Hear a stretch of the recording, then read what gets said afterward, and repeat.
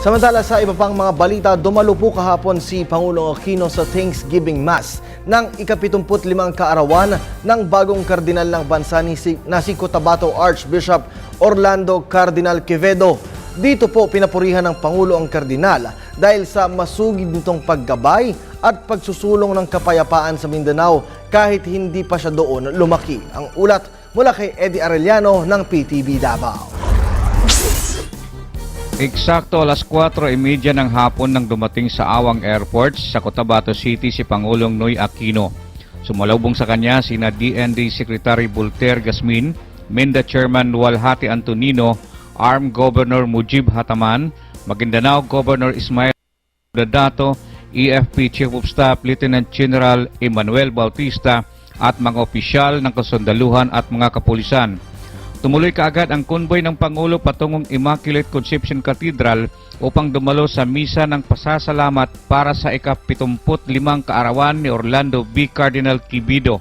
Pinapurihan naman ng Pangulo si Cardinal Quevedo dahil sa kanyang pagmamahal sa Mindanao kahit hindi siya isinilang dito. Sinasalamin po na mga gawain at inisyatiba ni Cardinal Quevedo na isang direksyon lang ang ating tinata, ang higit na paglilingkod sa ating mga kababayan.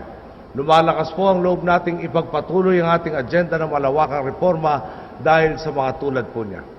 Nananalangin, naninindigan at laging nakapanig sa malasakit at katwiran. Tunay pong nagsisilbi siyang lakas at inspirasyon ng sambayanang tumatahak sa tuwid na landas. Si Quevedo ay ang overall chairman ng Task Force on the Rehabilitation and Development of Mindanao River Basin. Malaki rin ang papel na kanyang ginampanan sa Framework Agreement sa pagitan ng GRP at MILF. Sa kanyang homily, ninanais ni Cardinal Quevedo ang sa Mindanao. If there is underdevelopment, we find it here in Bangsamoro territory. These triple challenges to the Philippines and to Mindanao are between faiths, different religions. The challenge of poverty, the challenge of conflict and division, the challenge of natural disasters here in Cotabato.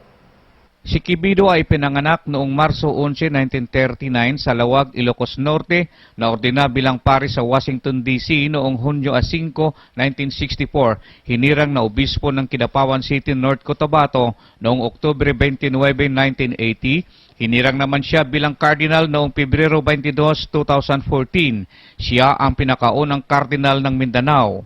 Para sa Telebisyon ng Bayan kasama si Julius Masayon, Eddie Arellano.